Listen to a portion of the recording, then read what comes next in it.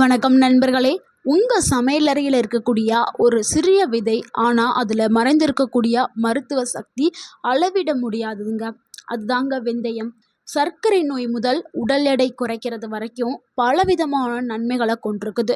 முக்கியமாக பெண்களுடைய ஹார்மோனை சமநிலைப்படுத்துறதுலேருந்து ஆண்களுடைய உடல் வலிமைக்கும் இது பயன்படுது. ஸோ இப்படி பலவிதமான பிரச்சனைகளுக்கு இந்த வெந்தயம் மருந்தாக இருக்குது. ஆனால் வெந்தயத்தை தவறான முறையில் சாப்பிட்டா என்ன ஆகும்?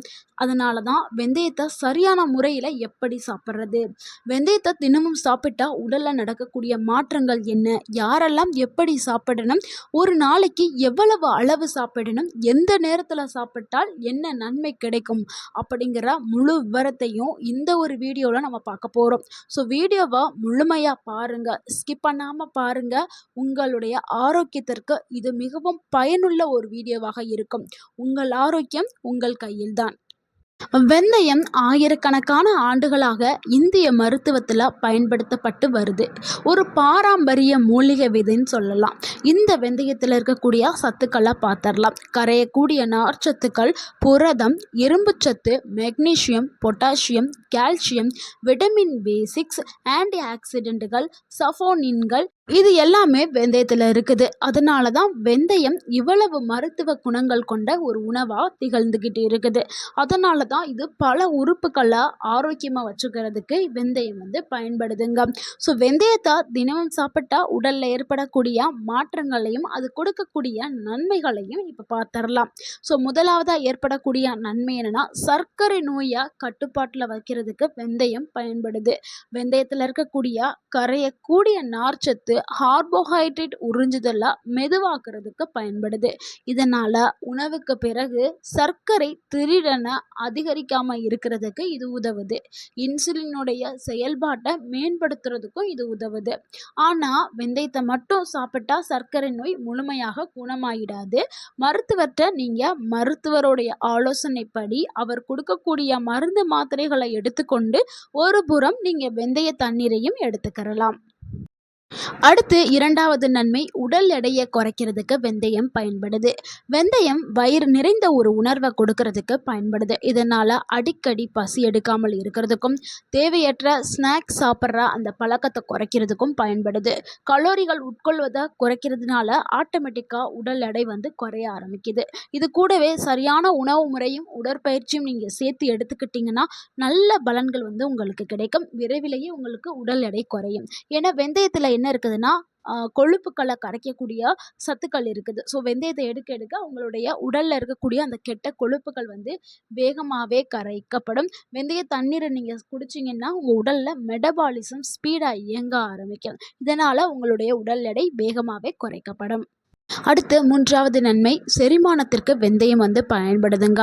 மலச்சிக்கலை குறைக்கிறதுக்கு வெந்தயம் பயன்படுது. நிறைய பேருக்கு மலச்சிக்கல் ப்ராப்ளம் இருக்கும். ஆனால் வெந்தயத்தை இரவில் ஊற வச்சுட்டு காலையில் சாப்பிடும் பொழுது அந்த மலச்சிக்கல் சரியாயிடும். ஏன்னா வெந்தயத்தில் நார்ச்சத்துக்கள் மற்றும் அந்த மியூசிலேஜ் இருக்குதுல்ல, அந்த ஊறி இருக்கக்கூடிய வெந்தயத்தை நீங்கள் சாப்பிடும்போது அந்த மியூசிலேஜையும் நீங்கள் சாப்பிடுவீங்க. அது என்ன பண்ணும்னா மலச்சிக்கலை குறைக்கும். அடுத்து குடலுடைய இயக்கத்தை சீராக செயல்படுறதுக்கு அது பயன்படும். அமிலத்தன்மையை குறைக்கிறதுக்கும் பயன்படும். செரிமானத்தை வேகமாக ஸ்பீடு பண்ணுறதுக்கும் பயன்படுது. ஸோ வெந்தயத்தை நீங்கள் இரவில் ஊற வச்சு சாப்பிடுங்க. அடுத்து நான்காவது நன்மை என்னென்னா, இதயத்தை ஆரோக்கியமாக வச்சுக்கிறதுக்கு வெந்தயம் பயன்படுதுங்க. சில ஆய்வுகளின்படி வெந்தயம் என்ன பண்ணுதுன்னா, LDL அப்படின்னு சொல்லக்கூடிய அந்த கெட்ட கொலஸ்ட்ராலை குறைக்கிறதுக்கு பயன்படுது. கிளிசராய்டுகளை குறைக்கிறதுக்கும் இது உதவியாக இருக்கிறதா கூறப்படுது. இதயத்தை ஆரோக்கியமாக வச்சுக்கிறதுக்கும் அதை ஆதரிக்கிறதுக்கும் வெந்தயம் பயன்படுவதாக சில ஆய்வுகள் கூறுகிறது. ஸோ இது இதயம் சார்ந்த நோய்களுக்கு இது மருந்து இல்லைங்க.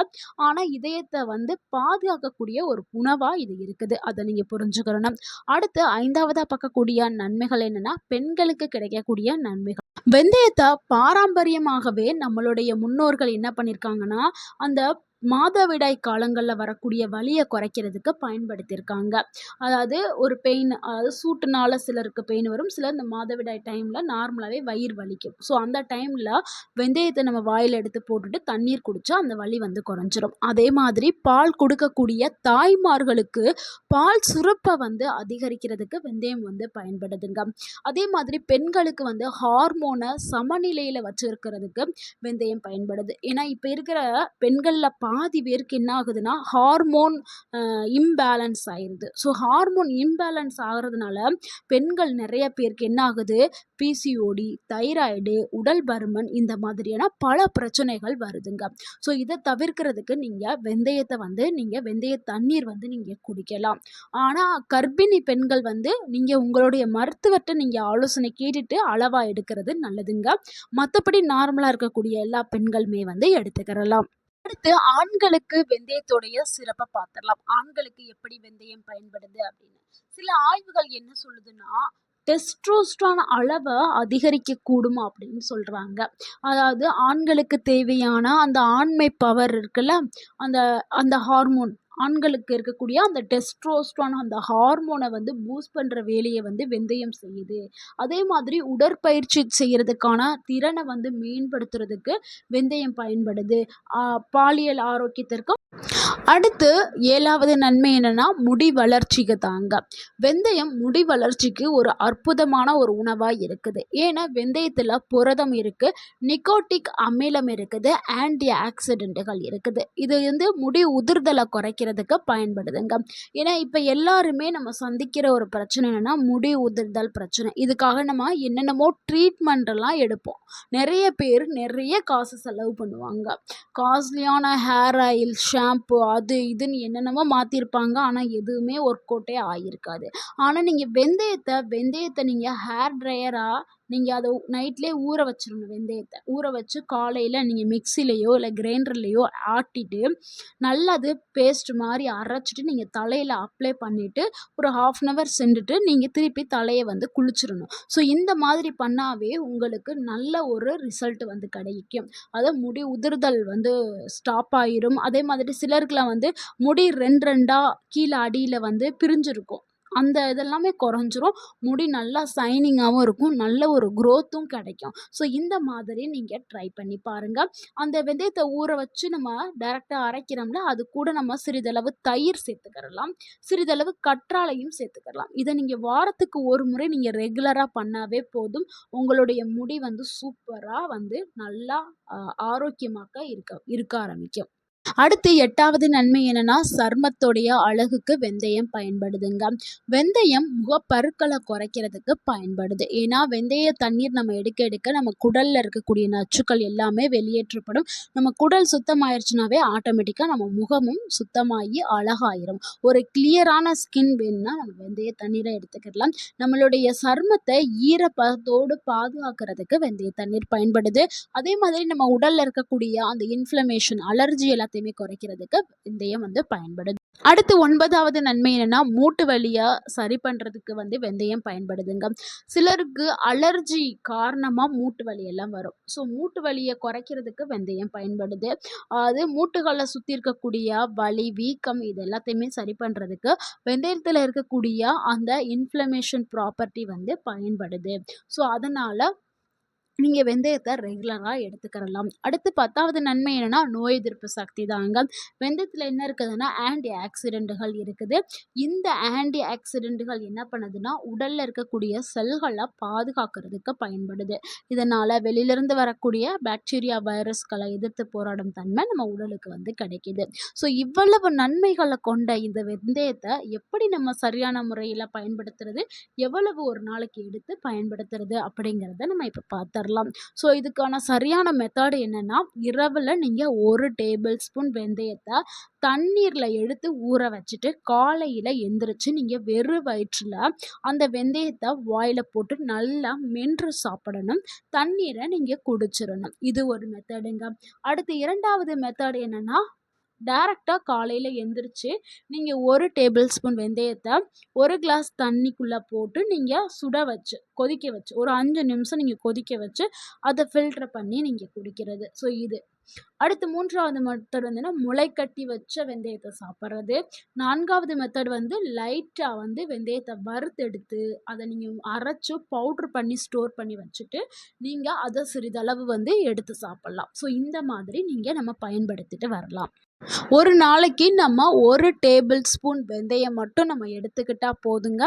அதிகமாக எடுத்து சாப்பிட வேண்டாம். எந்த ஒரு உணவாக இருந்தாலும் அதிகமாக சாப்பிட்டால் ஆபத்தை ஏற்படுத்தும். ஸோ வெந்தயமும் அப்படிதான். வெந்தயத்தை அதிகமாக சாப்பிட்டா என்ன ஆகும்னா வயிற்றுப்போக்கு ஏற்படும், வாய்வு ஏற்படும், வயிறு உப்பசம் ஏற்படும். அடுத்து உடல் வாசனை மாற ஆரம்பிக்கும், இரத்த சர்க்கரை அளவு அதிகமாக குறைய ஆரம்பிக்கும். ஸோ இதை ஞாபகத்தில் வச்சுக்கிறோங்க. இரத்த சர்க்கரை அளவு அதிகமாக குறைஞ்சிச்சுன்னா என்ன பிரச்சனையாருன்னா மயக்கம் ஏற்படும், உடல் நடுக்கம் ஏற்படும், சோர்வு, தலை சுற்றுதல் இந்த மாதிரியான சில பல பிரச்சனைகள் வர ஆரம்பிக்கும். அதனால அளவோடு எடுக்கிறது ரொம்ப ரொம்ப நல்லது.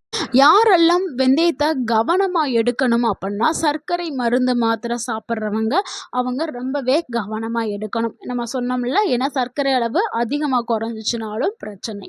அதனால் கவனமாக எடுங்க. அடுத்து பிளட் தின்னர் மருந்து மாத்திரை சாப்பிட்றவங்க அவங்க ரொம்ப ரொம்ப கவனம்ங்க.